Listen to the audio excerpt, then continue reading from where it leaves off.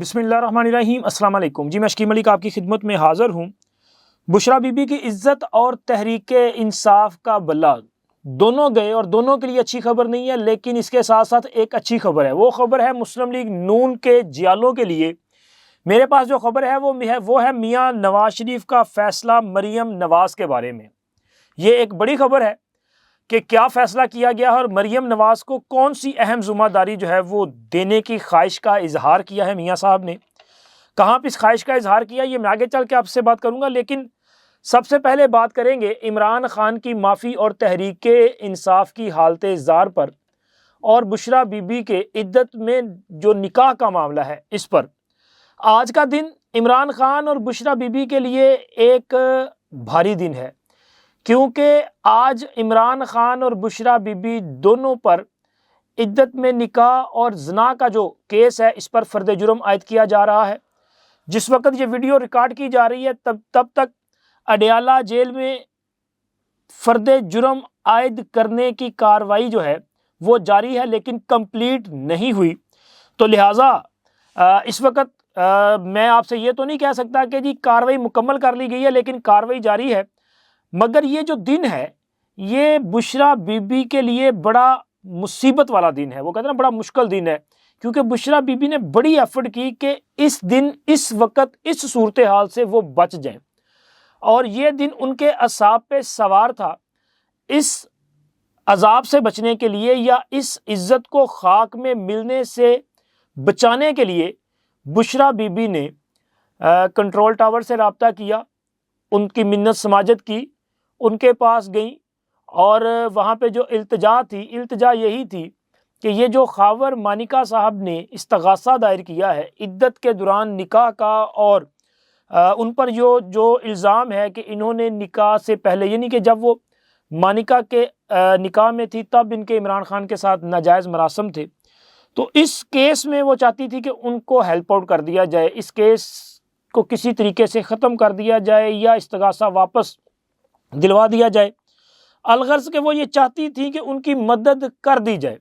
لیکن سر مدد نہیں ہوئی، ان کو وہاں سے کسی قسم کی جو ہے وہ سپورٹ نہیں ملی، اور جس کے بعد آج کا دن جو ہے وہ مقرر کر دیا گیا تھا کہ اس معاملے میں فرد جرم عائد کی جائے گی۔ گزشتہ سماعت پہ عمران خان، بشریٰ بی بی اور ان کے وکلاء کو چلان کی کاپیاں فراہم کر دی گئی ہیں۔ اس چلان میں خاور مانیکا صاحب کا جو استغاثہ ہے وہ، اور اس کے ساتھ ساتھ ان کے الزامات، اون چودھری اور مفتی سعید اور محمد لطیف کے جو بیانات ہیں ان کی تمام کی جو کاپیز ہیں وہ فراہم کر دی گئی ہیں، اور باضابطہ طور پہ اڈیالہ جیل میں اس پر کارروائی کا آغاز جاری ہے۔ اب فرد جرم عائد ہونے کا مطلب ہے کہ اس کیس میں جو گواہان نے کہا اس کو عدالت نے ایکسیپٹ کر لیا، اور اس معاملے کو جو ہے وہ عدالت نے تسلیم کرتے ہوئے کہا کہ اب معاملہ آگے بڑھے گا، کارروائی کی جائے گی، یعنی کہ دونوں کو عدالت کی طرف سے جرم میں ملوث قرار دیا گیا ہے۔ اب عمران خان اور بشریٰ بی بی ڈیفینیٹلی صحت جرم سے انکار کریں گے، وہ کہیں گے جی ہم پہ الزام ہے، تو پھر اس کے بعد کارروائی آگے بڑھے گی، دوبارہ گواہان آئیں گے، پھر گواہیاں ہوں گی، پھر باتیں ہوں گی، پھر وہی خبریں سامنے آئیں گی، لطیف آئے گا، لطیف وہی باتیں کرے گا جو وہ پہلے باتیں کر چکا ہے۔ تو سر اس کا مطلب ہے کہ اب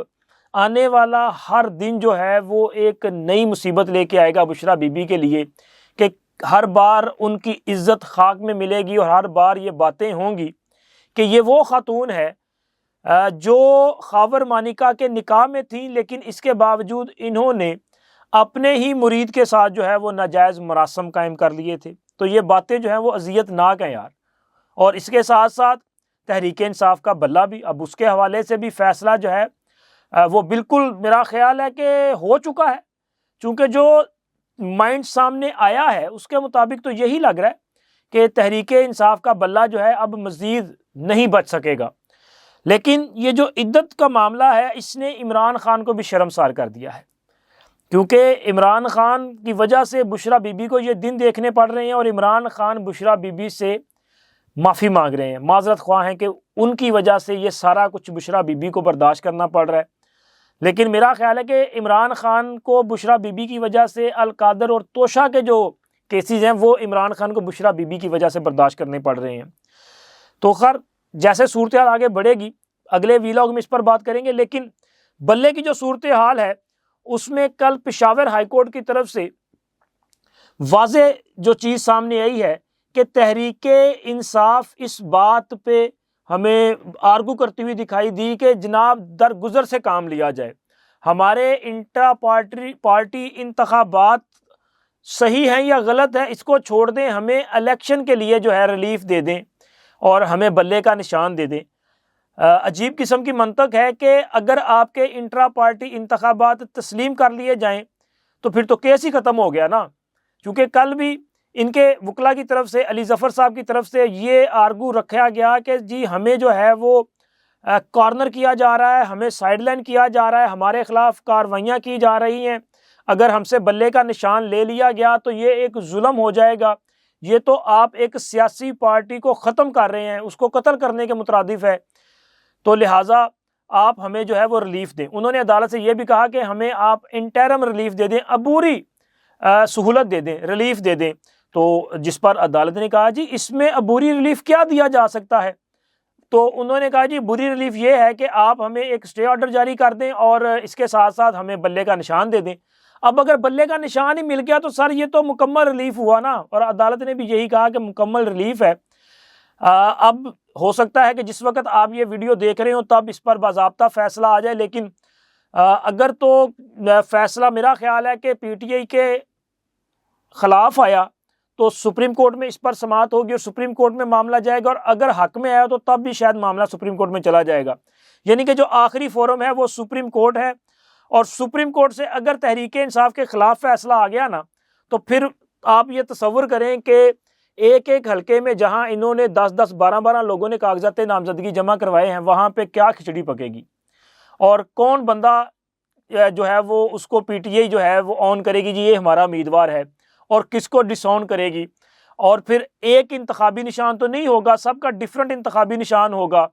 جو تحریک انصاف کا فار ایگزامپل کہ اگر کسی کو انہوں نے کہا ہو کہ جی یہ ہمارا امیدوار ہے تو اسی کے مقابلے میں کھڑا دوسرا بندہ بھی کہہ رہا ہوگا کہ میں بھی عمران خان کا وہ کیا ہوں امیدوار ہوں، تو مجھے لگ رہا ہے کہ کوئی ایسی سچویشن بن جائے گی کہ پھر جو کمپین چلے گی نا وہ کچھ اس طرح سے کمپین ہوگی کہ ہر بندہ یہ کہہ رہا ہوگا کہ جی میں عمران خان کا امیدوار ہوں، مجھے تحریک انصاف کی حمایت حاصل ہے، تو پھر نتائج کیا ہونے آپ کے سامنے آ سکتے ہیں، ووٹ تو ڈیوائیڈ ہو جائے گا، ووٹ ڈیوائیڈ ہوگا تو جو عمران خان کے مخالفین ہیں فائدہ سر ان کو ملے گا، اور دونوں صورتوں میں تحریک انصاف اور عمران خان کے لیے یہ اچھی خبر نہیں ہوگی۔ اور جناب اب ہم آئیں گے اس مین خبر کی طرف جو کہ مسلم لیگ نون کے جالوں کے لیے ہے۔ ظاہر ہے یہ خبر نہیں ہے بلکہ خوشخبری ہے۔ میاں نواز شریف اور مسلم لیگ نون کی قیادت اس وقت سر جوڑ کے بیٹھی ہوئی ہے، فیوچر کا جو پلان ہے اس کو مرتب کیا جا رہا ہے۔ ایک تو مسلم لیگ نون کی جو منشور کمیٹی ہے اس کے متعلق خبر ہے میرے پاس کہ اس نے اپنا کام تقریباً مکمل کر لیا ہے، اور اب میاں نواز شریف کو ایک جو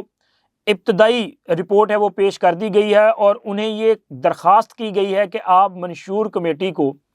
آئی تھنک کہ 12 جنوری یا 13 جنوری کو جو ہے وہ کہہ رہے ہیں جی ہمیں آپ ٹائم دیں،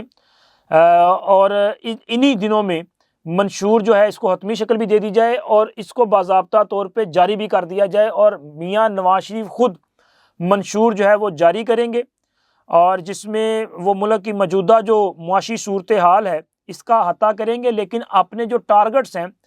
وہ بھی عوام کے سامنے رکھیں گے کہ وہ کس طرح سے ملک کو معاشی گرداب سے نکالیں گے،